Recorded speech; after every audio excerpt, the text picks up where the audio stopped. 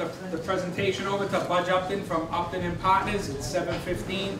We've got 20 minutes. 20 minutes. I'm going to try to set a speed record here because you guys have heard a number of presentations. I'm told constantly by my wife that I talk too much and that I have a very low volume presentation, so I'm using the public address system.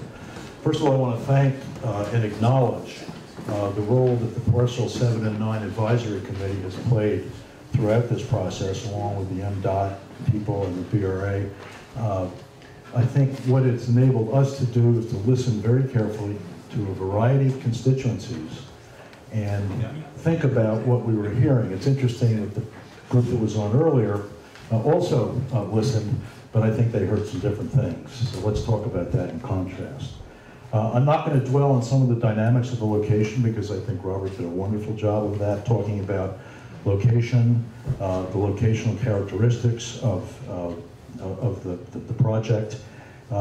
Clearly, we are in the middle of a number of different neighborhoods: the West End, Boatfinch Triangle, the North End, Government Center, Beacon Hill, and actually one area that's been eliminated is the Atlantic Wharf area, which is growing.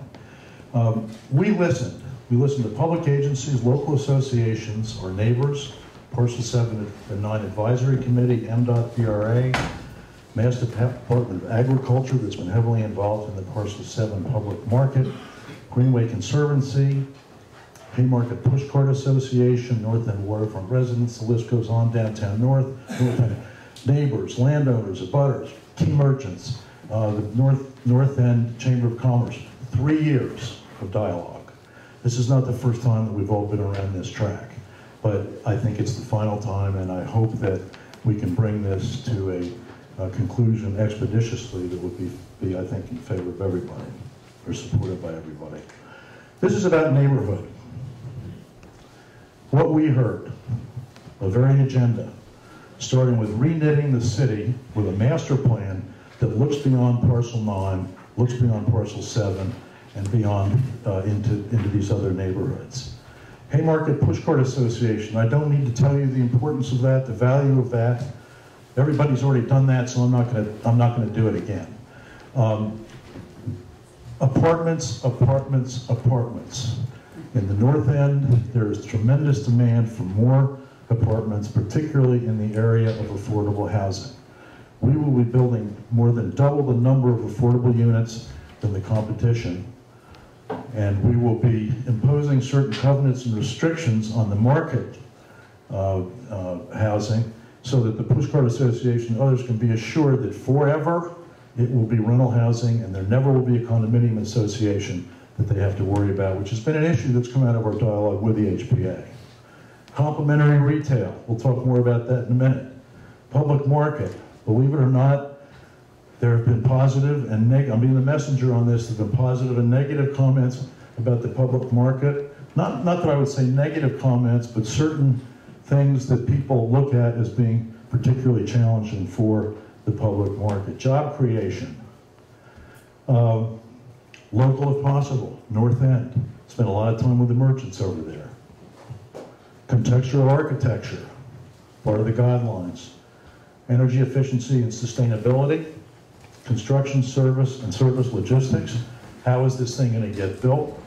How is it going to be sequenced? And then how does the entire market district service itself once the improvements have been made? Parking and public transportation.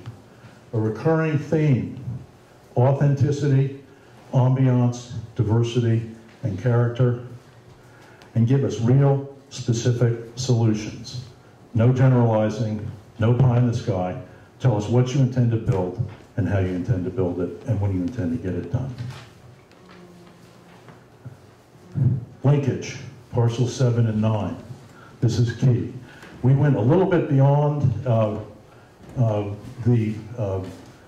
request that was specifically made of Parcel 9 because we felt very strongly that the upper levels of Parcel 7 should be developed as residential apartments. We also felt that the parking garage needed improvements, that needed to be funded, and needed to be managed in a more expeditious way. So, what have we done as a part of our proposal? We have also offered to develop take the risk and develop apartments on the upper levels of Parcel 7. We've also offered to make an investment in the garage to take over the management of that facility and to do it basically in joint venture with the Mass Department of Transportation. Parking policy and coordination. Very important that current policies remain in effect. Complementary food and merchandising, we'll talk more about that in a minute. And construction phasing and service logistics, which we've thought through in detail. This is a bird's eye view of our vision. You can see Hanover Street, the surface road, Blackstone Street.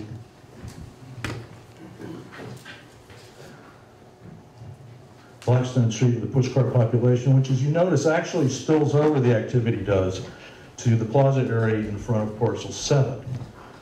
We support that we support that specifically in that we think the pushcart people should be able to use that space during market days, and the balance of the time it would be used by the public market. That is not an issue for us to decide.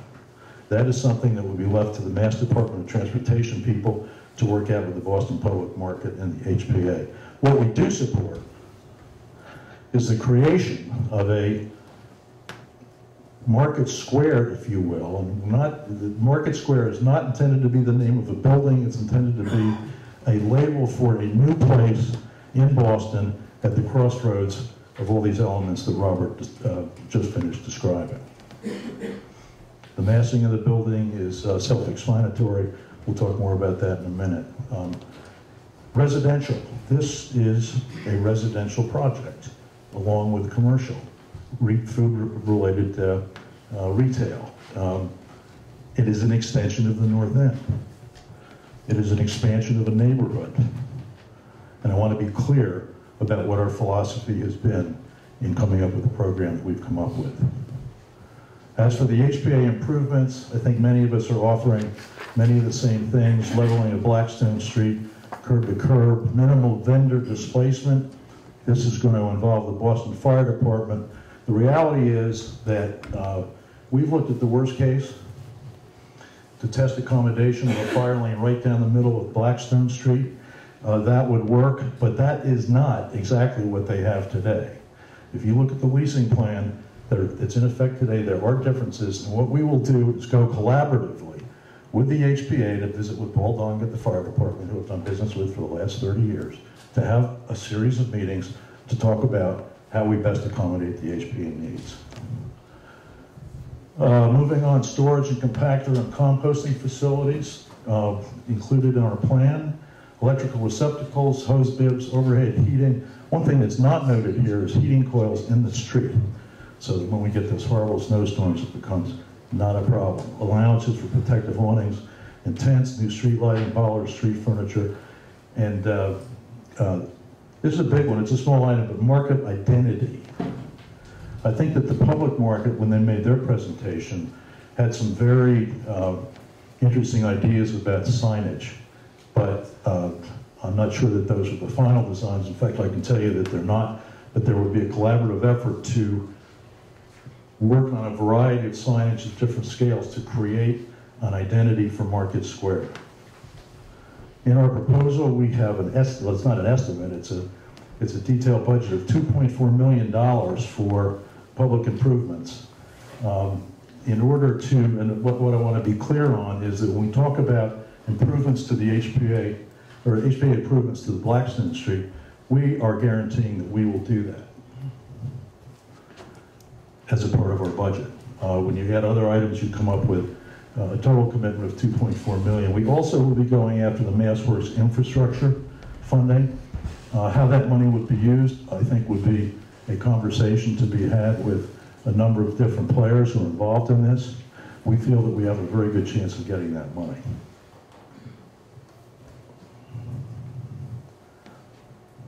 This is Blackstone Street. Pylons look very familiar. There's the fire lane right down the middle. Will it look like that at the end of the day? Probably not entirely. I think that it will probably end up being more along the lines of exactly the way we see it today, again, pursuant to discussions with the fire department. The development program, 119 new apartments, 15% affordable. Market mix, 22,000 square feet of specialty food and retail. Sky deck overlooking the marketplace in Blackstone Street, 12,000 square feet of storage and service. Public restrooms, bicycle storage, 125,000 gross square feet of building area. FAR not exceeding 4. This is important. No on-site parking. We have agreements pending with the Government Center garage, and the Docksward garage is also available. A couple of interesting highlights on the plans. We have about 8,000 square feet of basement. One of the things that we envision happening there would actually be production facilities for certain tenants. Bread, sauces, pasta. A lot of this is going to be made on site. We'll get to that in a minute. The pushcart storage, 2,000 square feet, public toilets, loading dock. We currently have 3 compactors with a 4th location proposed at the far end of Hanover Street, near City Hall Plaza. We go to the second floor retail, a roof deck, which is an amenity for the apartment dwellers. This is the roof deck on the 3rd floor with a kitchen. It's an open roof deck with a kitchen facility and elevator access. And on the upper 4th, 5th, 6th, and 7th floors, we have additional units. You'll note the configuration of the residential massing of the building, which takes most of the apartments, moves them away from the Blackstone Street, and also creates maximum frontage on the Greenway. Standing here thinking about what I've forgotten, I'll just keep going. This is a shot of the building from the north end looking across the Greenway. The massing, I think, is an outgrowth of the various committee meetings that we had over the past 2 years, and reflective of what's shown in the guidelines. We designed these units as well from the outside as well as from the inside. Talking about maximizing floor-to-ceiling dimensions, we're talking about natural light, large windows, talking about indigenous materials. I will also say that, we'll talk more about this in a minute, this is a schematic design. I think many of the designs that you're seeing are schematic in one sense. So as these designs get developed over time, there's a lot of refinement that happens. We happen to think this is a great starting point. It's consistent with the character of the neighborhood. The sight lines are terrific. It's got some great uses on the roof. Food-related program, complementary. It's important. You know, with the pushcart guys, the public market, being neighbors with one another, we have to think about something that's not going to be competitive. I think the prior presentation started to hit on some of the themes. It's going to be, however, an Italian market. Someone talked about creating the market. The market's there. The market's there in the north end. We've talked with merchants. We've studied similar projects, the most recent example being the Italy project down in New York City. We've been down there with people from the north end. They get it. They understand how it's going to work. International and specialty domestic food and merchandise, specialty sit-down food venues, the fish bar, the oyster bar, the cheese bar, the wine bar, the pizza operation. It is a place where people not only shop, but they socialize. We've studied the models. We know what we're going to do. There's no doubt in our minds about what will work and what will not work. 5 minutes. 5 minutes, okay. We talked about the HPA public market and expansion. Specialty produce will be provided to us through a new organization called FoodX. We'll talk more about that later if there are questions. Again, the theme, authenticity, ambiance, diversity, and character. Here you see images of what we're talking about, and we've programmed this specifically.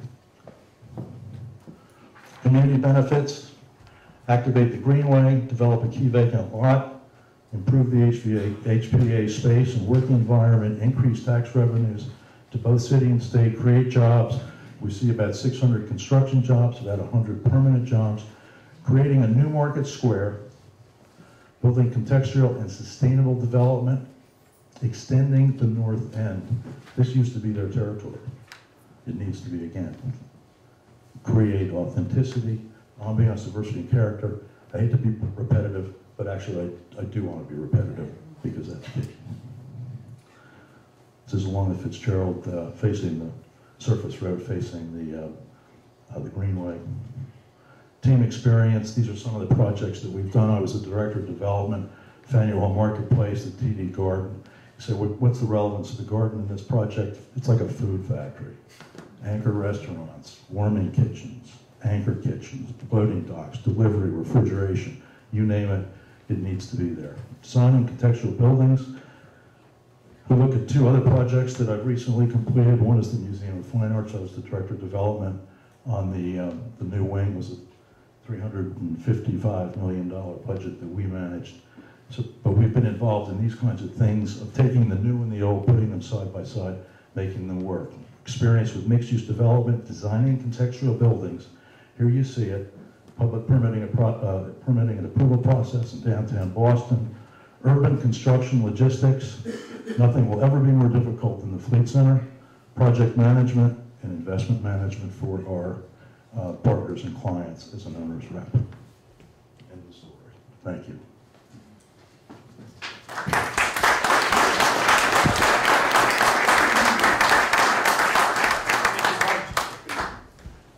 So again, I'll start with the advisory committee, and we'll start on the left with Otto. A couple of things, Bud. First off, you mentioned this Food X. I want you to explain what this Food X is. Second off is, start by explaining Food X. Yeah, I don't want to dwell on that, but also J.D. Kemp here who could help us with that if I trip over myself. But Food X is an organization that technologically has found a way to network its technology into hundreds of Massachusetts growers. They also effectively manage, or can effectively manage, markets, although they will not be managing this market. But I think the most interesting thing is that they bring some predictability to the grower by being able to program supply and demand, accept product, distribute it, and do it in a less expensive way. So we are going to rely on them to be an optional supplier for the people, the merchants who are operative in our marketplace, to get fresh, organic farm products year-round. So, what are they providing? Are they providing produce? They are providing produce from Massachusetts farmers to the end user, okay? It's a price point that's not going to be competitive with the HPA if that's where you're driving on it. Also, I see their role being, in our project as being not as significant as it might be, for example, if they were involved in the public market of Parcel 7. You've heard me say publicly that we do have some skill sets that may be available to that group. We're not trying to cut into anybody's business, but if we have certain skill sets and expertise that might be valuable for them, certainly we would want to see them take advantage of it. The one thing, when we talk about linkage, that nobody wants is for one or the other of these operations to fail. Those two parcels are linked, they're linked operationally, and they must survive together. You talk about 119 rooms there, and I appreciate the fact that you said we'd be protected. 119 rooms, 119 cars coming into the area, where do they go? No parking on site. They either don't have a car, or they go to the Government Center garage, or they go to the Dock Square garage, pay a market rate. In the case of the Government Center garage, we've worked out a deal that would make the spaces available at discounted prices. So you're offering no parking on site? No parking on site. I know that was a topic of discussion at the presentations the other night. I think this is the new urban, well, let's put it this way, parking demands downtown for the city dweller have been diminishing and will continue to do so, but we do have some options available. But, anything else? One other question, and maybe I'm looking. If you talk about the fire lane, how it exists today, and to be realistic, we do have a 20-foot fire lane there right now. it's that access road that's right there. Would you be willing to forfeit 8 foot like these people over here did? We're committed to not changing your current configuration. We will adjust the building to the extent that we have to. We have some setbacks now. We will adjust the building if that's what it takes. But I still say that what we need to do is to go together to the fire department to see if we can validate exactly what you have today to preserve the third row. Or perhaps create a situation that's more favorable. I think also it's quite possible that there may be some discussion with the fire department as it relates to the plaza in front of Parcel 7. Bob?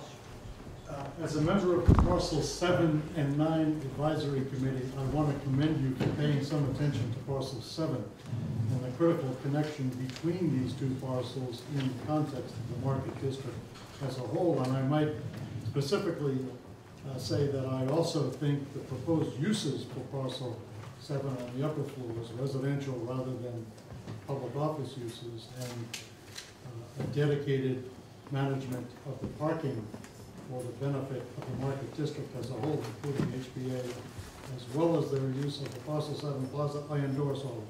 My question, however, is a different one. You outlined in the latter part of your presentation a very impressive project management experience. Law Marketplace, Museum of Fine Arts, TD Garden in my neck of the woods, and I think it's very impressive. You also noted in your presentation that Upton and Partners, which is sponsoring this project, was organized in 2009. So in terms of a separate development entity, you're probably the newest of the game of all of the competitors. Can you tell us what is your level of confidence if in fact you get this designation that you will be able to finance and build it? And I can't ask financial questions, but the economic question, what should be our level of confidence that you can do that, and why? Let me start by saying that I would not be standing here today if I did not believe absolutely that we can get this project financed. Interestingly, we've just completed a financing for our own account on a development in Arlington, Massachusetts. We're building 178 market rate apartments with an affordable housing component. We're also providing a great deal of open space and an assisted living facility. It's a $62 million project. On the basis of our track record, having worked for other developers and other clients, and having been involved in the financing process and the management of that investment, we closed on that financing about, what was it, Jake, maybe 3 weeks ago? It was about 2 months ago. That was with Starwood Capital. They have various funds. I think they have, their latest fund is over $600 million, which they're looking to place. The investment community for multifamily housing in core location is robust, and we felt that by going with not only extending the North End neighborhood, but also by maximizing what we saw as the highest and best use, created the economics to be able to execute the mixed use programs to make all of the components successful. This is a core piece of real estate. This is what the equity community wants. There's been an aggregation of significant money over the past 4 or 5 years, or maybe 3 or 4, call it what you will, because of the storm clouds that came in, and not that many projects were getting financed and built. That pendulum is now beginning to shift. They see this location as being multifamily. They see it as being core.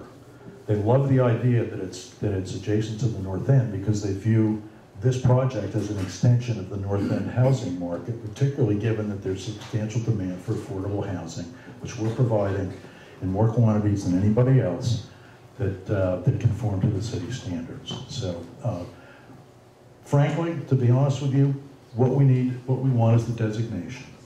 I purposely did not make a deal before we got the designation because there's so much interest. With the designation, it gives us some leverage to go make the most favorable deal for ourselves, but also for the project. And does that include what you are proposing, at least hypothetically, on Parcel 7 as well? Yes, it does. Although it's not dependent on those parcels. Yeah, I mean, we're not making Parcel 7 an element of contingency to do Parcel 9. What we're really saying is, among other things, it's important that people recognize what the appropriate uses are within the context of legitimate linkage.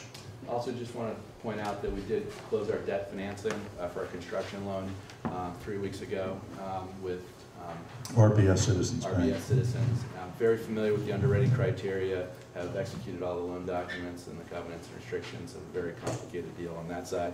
So we've been through executing multifamily housing in a mixed-use environment, and it's a unique approach, and we understand how to put those pieces together. But you're right. We're a relatively new company, having been established in 2009. For me, this is like coming back to the old neighborhood.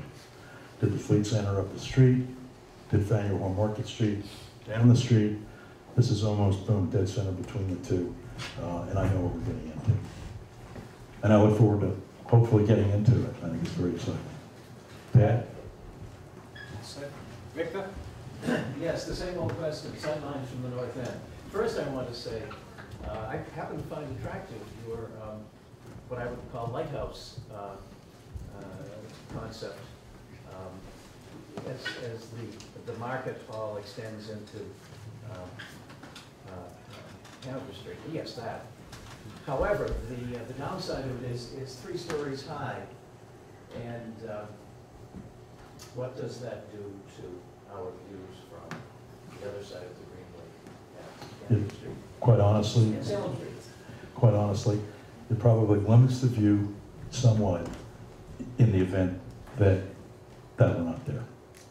It's semi-transparent, but it's there. We think it's a fabulous exclamation point, if you will, that puts the focus on Market Square, which, with the activity going on Parcel 7 and with the activity infilling the plaza, it should be a fabulous new civic space for the city of Boston. All set, Victor? Danny? Just a question in the executive summary, you talked about soliciting $1.5 million in MassWorks. Right. Give that money earmarked for the improvements with Blackstone Street? No, we would provide that improvement money regardless. We would jointly apply for that funding with the city of Boston, and that application would be managed by Howard Stein Hudson. And we think we've got a pretty good chance of, given the position of this project in the city and its importance, we think we've got a very high probability of being successful. Just to clarify, we're putting the monies that we've earmarked in our financial proposal, which he outlined, the incremental from MassWorks would be going for incremental improvements that could be done on the Blackstone Street. Let me just say too that we've maximized the density of the project to the current FAR of 4.0. The reason we did that is that we feel that we have to create additional value, as much value as we can, in order to offload the cost of these public improvements. $2.4 million is money that we would likely not spend if we were not dealing with the Pushcart Association and all the dynamics that surround this project. So the answer to the question is the 1 to 1.5 that might come from MassWorks Infrastructure. I think that that's improvement money that we should discuss as a district with the various interests that are involved here. I'm sure we'll find a way to spend it if it's available. But you are guaranteed. Yeah, we're guaranteeing the street improvements that I've talked about. Absolutely. We're not just saying maybe we'll make a contribution, maybe we won't. We can't tell you how much it is. We're there. I'm trying to be as specific as I can about everything that we're prepared to do, not only in terms of infrastructure, but in terms of the program, the concept, who's going to do it. That merchant market for this retail, it's there. We know it's there because we've been spending time with merchants in the North End talking about how they would participate and the fact that they would be given the opportunity to participate on a prioritized basis. This is an extension of the North End, and I don't know how else to say it or whether I need to keep saying it anymore. But that's what this project is. Ryan? Sure. These residential units, they're being a mix of 1 bedroom, 2 bedroom, 3 bedroom. Do you know what the approximate square footage would be? I do, but you know, Kevin, you want to just talk 30 seconds on that? The average is about 700 square feet. We've designed the program down to very small units because the parking demand drops. We just finishing up at Atlantic Wharf now. We're also doing the W Hotel. And we have, as Budge correctly stated, a very different dynamic that's happening now in downtown, which is a drop in demand for parking. So we had a number of units on the for sale basis at the W with expensive one-bedrooms where people opted out of the parking. You would think that that demand would be higher naturally for a for sale buyer. And then on a rental basis at Atlantic Wharf, we had the same thing happen by programming in smaller units between 500 and 600 feet and a little bit bigger. It brings the affordability down, but it brings down the demand for parking. So that it's really a twofer. So the mix is going to be predominantly about 65 to 70% small units that are what loft studios we call them, with separate sleeping area and one-bedrooms, and some one-bedrooms and study, and then we'll have some smaller two-bedrooms. I guess you're going to sprinkle in a few three-beds too, but on the smaller square footage size to keep the yield, the rent down. Just as a follow-up to that, with the issue of no parking in your building, what type of tenant do you see being drawn to your building? What kind of Tenant. I think it's a variety. I think there's going to be the young, urban single or double, as the case may be. I think there's going to be possibly some elderly. I think if you look at the North End market today, that profile, correct me if I'm wrong, Kevin, is with you know, another dose of the urban dweller at a younger age, if you will. I think that's the profile that you're going to see on this site. Kathy, all set? One more time, auto vault, I see. Yeah, you talked about the fourth compactor. Where did you have that in mind? I was thinking, we've been thinking, it'd be interesting to get your reaction on the value of a fourth compactor that would be at the end of Hanover Street, at the City Hall Plaza end of Hanover Street, that would be dropped and picked up both before and after market days. So where the fish market is? Not where the fish market is, beyond where the fish market is. If you go to the parking garage right near the entrance there, you've got vacant space. This is an item for discussion. I just think that as the other party stated, I think a fourth compactor is a good idea. I have another parcel 7-9 connection issue. Everybody has spoken to the need to be complementary and not competitive. I think some are more successful than others in that, you know, mix of proposed uses or anticipated uses. But it sounds to me, from your presentation today and also from your proposal, that you're suggesting, in light of the potential challenges facing the public market, being a little more proactive in terms of actually supporting the Parcel 7 uses in some way. What is it that you have in mind, and what? What are the challenges you anticipate? Well, I think the challenges that we've heard from others. This is Budge playing messenger right now. But there have been some concerns, not necessarily negative concerns or negative comments, but more in the area of challenges as to how they're going to make this thing work. If you look at the current operation, they really don't have a track record that runs an indoor operation that spans 7 days a week, 12 months a year. If you look at the economics of a $2 million a year overhead and administrative budget that needs to be retired, and you take that and you divide it by 13,500 square feet, which is the approximate net square footage internal to that market after you've taken out for storage and all the other goodies, you get a rent factor that's just south of $150 a square foot, and that is before you pay the guy to stand there and sell his bread, okay? So that's a challenge. And there may be answers to this, but on the surface, people have looked at their proposal and have come up with these questions which we've heard about and which we talk about, because the worst thing that could happen would be for that market to fail, which is the third issue, which is how have they positioned themselves to be able to sustain themselves over time with the economics that they see reflected in the proposals that they've made. Now, this is not our problem, but in a way it is our problem. Are we prepared to help in any way that we can? Absolutely. Do we want to carve out a portion of their business? Absolutely not. That's not what this is about. This is about mutual success on both parcels. Anybody else on the committee? Okay, do the same thing, left to right, back to front. Community members, raise your hand, state your name, where you live. Yeah, Phil Celeste, I'm with Realty Management Group on 7th Street, Orange. We do retail and we also do residential. I just want to mention, in our office, we do rentals. And we probably have about 70 requests for apartments that we can't find for people.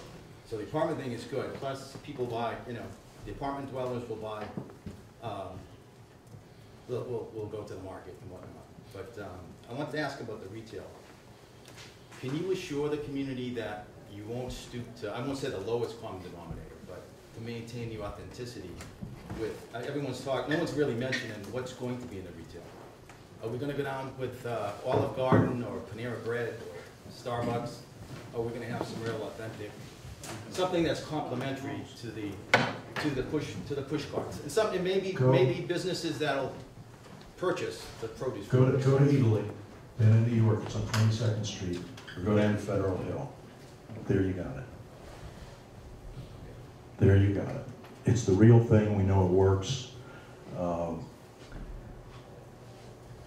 I can stand up here and talk about all the lovely food ideas, and I've done that before, but we've got our hands around something that really works, and we've gotten the North End Chamber of Commerce and certain representatives of the merchant organizations to buy into it. They like it, they want it, let's go.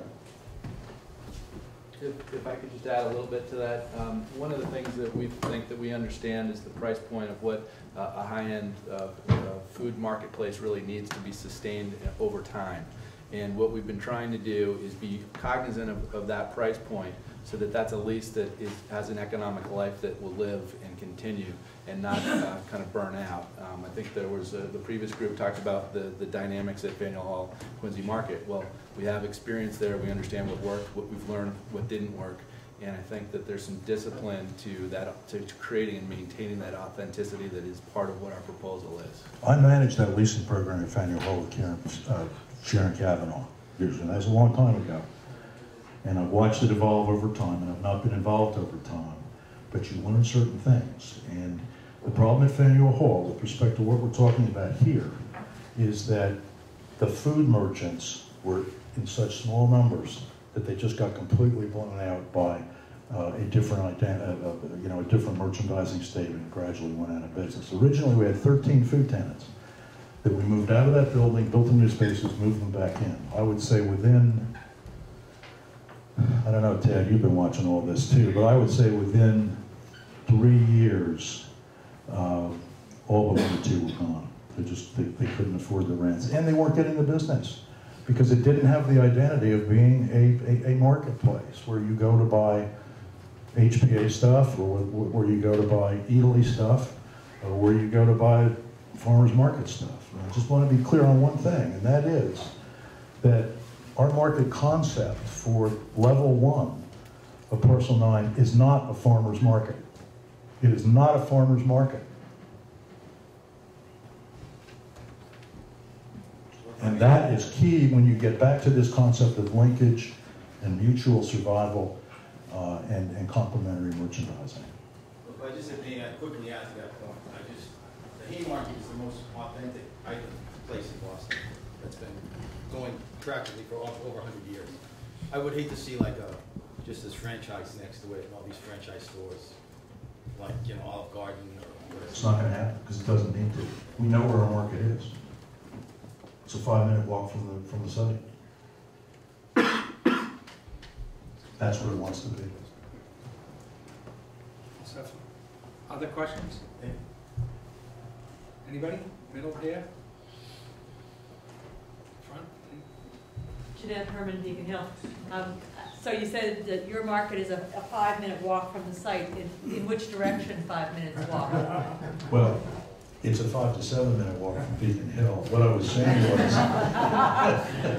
what I meant was, what I was implying was that much of the business opportunity for participation in the market environment is going to come from the North End and from the merchants that are there. I'm not talking about walking distances to the various neighborhoods. If you go back, Greg, to the second slide, I believe it was.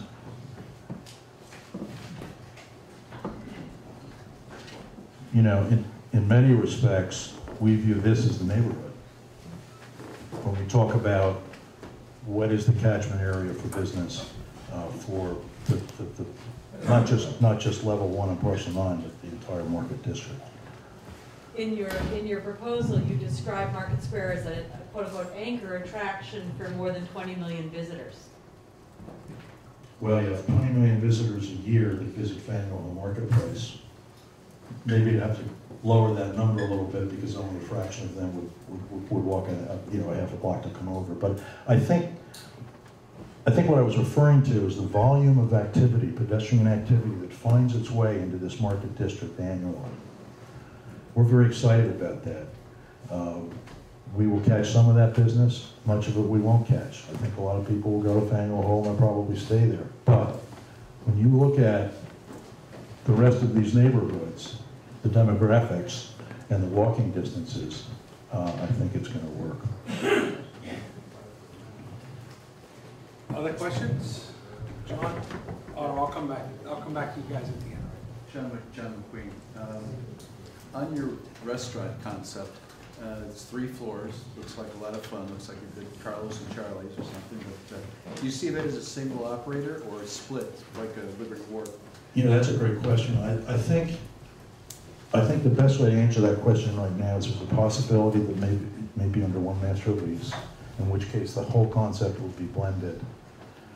And if it's not a master lease, it will be a series of smaller spaces, conceptually like what was described earlier, that will be merchandised in a complementary way, but take on the appearance of being an integrated, Italy type of environment. You really need to get down to New York to see this, or Federal Hill for that matter. There's some great examples of it.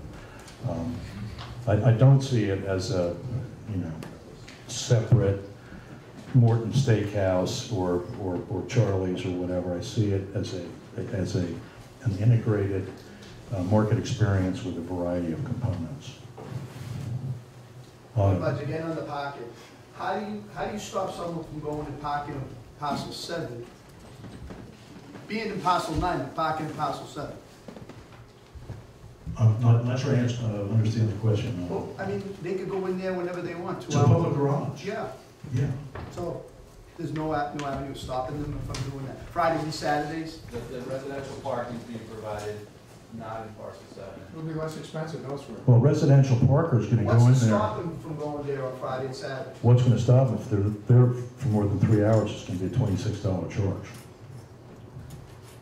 I think a person who's going to live in that residential building is not going to park there for 2.5 to 3 hours and then spend the rest of the 24 hours. They'll already have their parking space. Oh, why would they spend the money? I mean, would they stop and run in, get something, and run out? Well, they may, but that's just like what the regular vendors. I mean, we think these residential folks are going to be daily buyers that will be running downstairs to get, fruit and, on a continuous basis. Everybody's got to play by the same rules, and the rules will prevail. And by the way, one thing I want to say is I think it's very important that those discounting policies remain in effect, not just for you guys, but also for the retail parcel 9. Advisory committee, hang on, I'll come back to you. Let me stick with the public and finish theirs, and you'll get your turn at the end. And by the way, Budge is running a bus trip next week to one of those lines. Go there, he's going to take you all. I'm going to send the bill to Lamont. See him after the meeting. David Kubiak, North End Waterfront Residents Association, and that's actually where my question focuses. And that is, what is Italy? Can you explain it some more in terms of, is there a residential component in New York?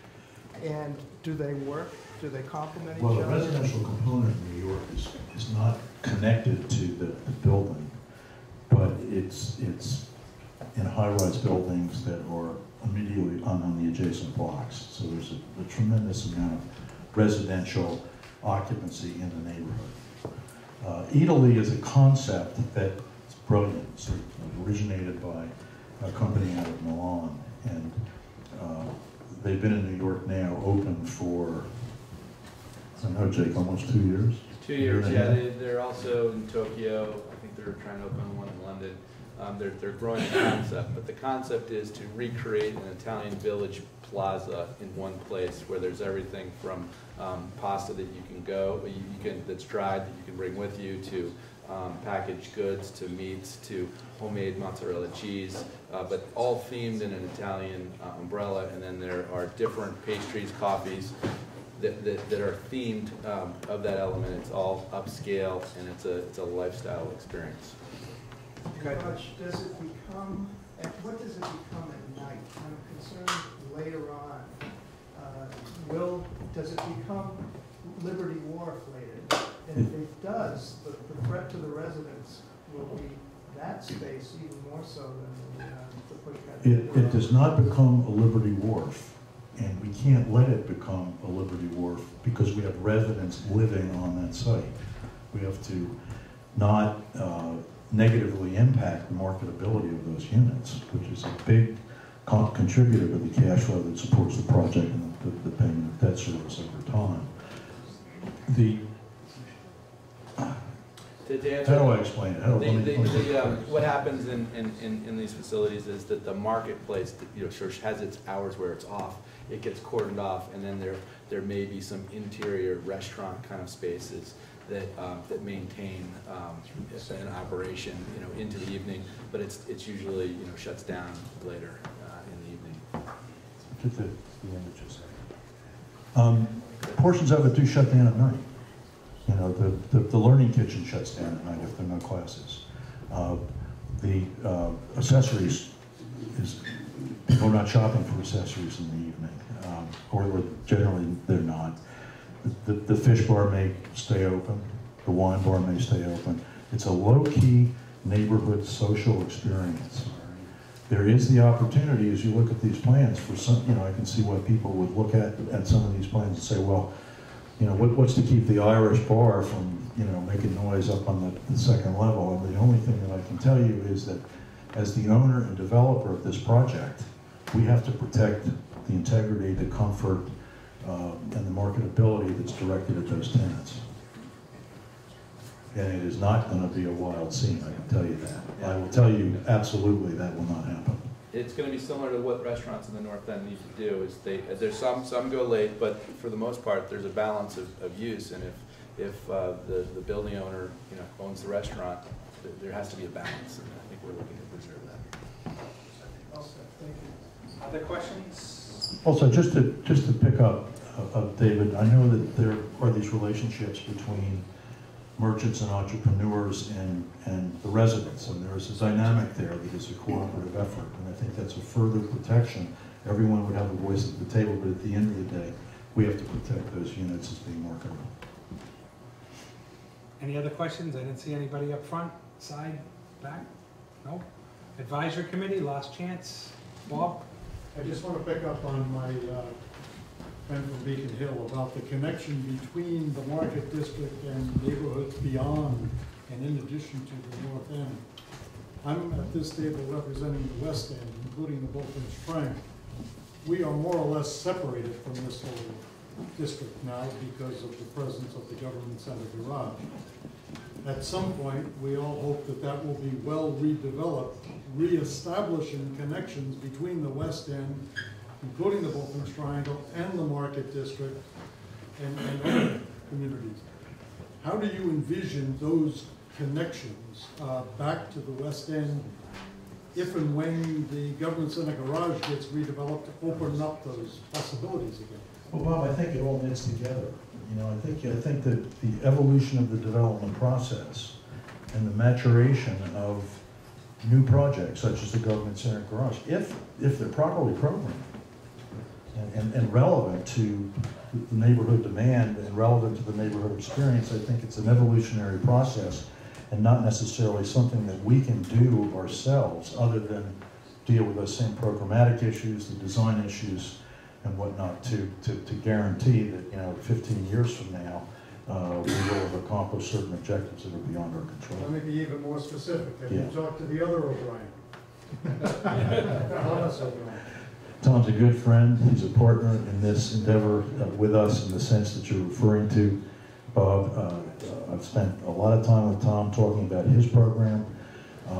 He's very supportive of ours to the point where he's prepared to make discounted parking available to our residents. And I'd asked Tom to come tonight. He's not here. I wish he could have attended and he could have answered that question for me. Anybody else on the advisory committee? Any other burning questions? No. Just a little on going forward, what MassDOT will be doing. We will be having interviews with the development teams over the next several weeks.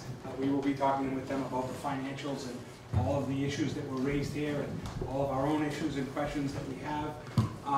We have asked the advisory committee to prepare and put together a letter for us with the pros and cons of the things that they like, don't like, etc. for each of the 4 proposals. They will not be making a recommendation of one proposal over another. It will be, they will not say we want this one.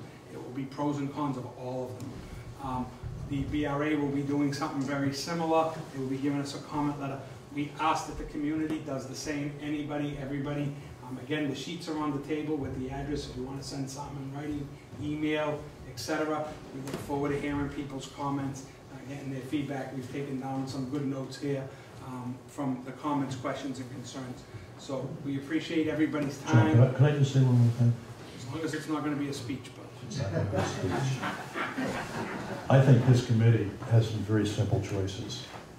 You got a museum, you got a hotel, you got something that may be a new version of Liberty Wharf with a roof garden, and you've got the project that you see here. So good luck. We'll live with whatever the recommendation is. That's a speech, but turn the mic off. Thank you all very much. We appreciate your time. We're looking sometime in the summer. Thank you all very much. We appreciate it.